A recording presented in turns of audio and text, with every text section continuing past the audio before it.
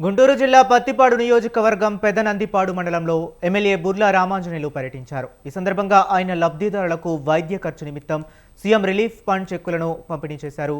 పాలపర్రు గ్రామంలో 32 కుటుంబాలు వైసీపీని విడి టీడీపీలో చేరడంతో వారికి టీడీపీ కండువా కప్పి పార్టీలోకి ఆహ్వానించారు. ఈ సందర్భంగా ఆయన మాట్లాడుతూ రాష్ట్ర అభివృద్ధి కోసం ప్రధాని మోదీ, సీఎం చంద్రబాబు నాయుడు, పవన్ కళ్యాణ్ చిత్తశుద్ధితో కృషి చేస్తున్నారని ప్రశంసించారు.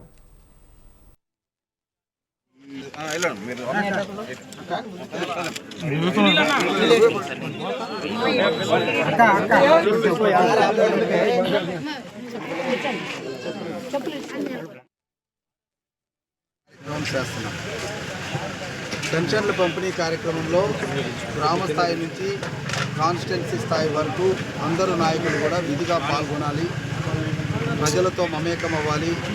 దేశంలో ఏ రాష్ట్రము ఇవ్వనంత పెద్ద మొత్తంలో పెన్షన్లు మన రాష్ట్రం ఇస్తుంది కాబట్టి 4,000, 6,000, 10,000, 15,000 చొప్పున దాదాపుగా మనం 64 లక్షల మందికి పెన్షన్లు ఇవ్వడం అనేటువంటిది బహుశా దేశంలో ఏ రాష్ట్రం కూడా లేదు. కాబట్టి మన రాష్ట్రంలో జరుగుతున్నటువంటి ఈ పెన్షన్ల పంపిణీ కార్యక్రమాన్ని ఒక పండగ వాతావరణంలో చేయాలన్నటువంటి ఆలోచనతోనే ఈరోజు పెదనందిపాడులో మరి అన్నవరం తర్వాత ఇక్కడ పాలపర్రు ఈ 2 గ్రామాల్లో కూడా ఒక పండగ వాతావరణంలో పెన్షన్లు పంపిణీ చేయడం జరుగుతుంది.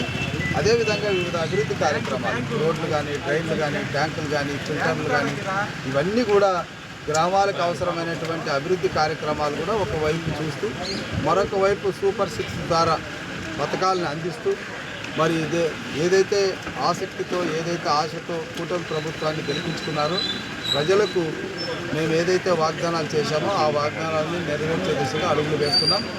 మా కూటమి ప్రభుత్వాన్ని దీవిస్తున్నారు.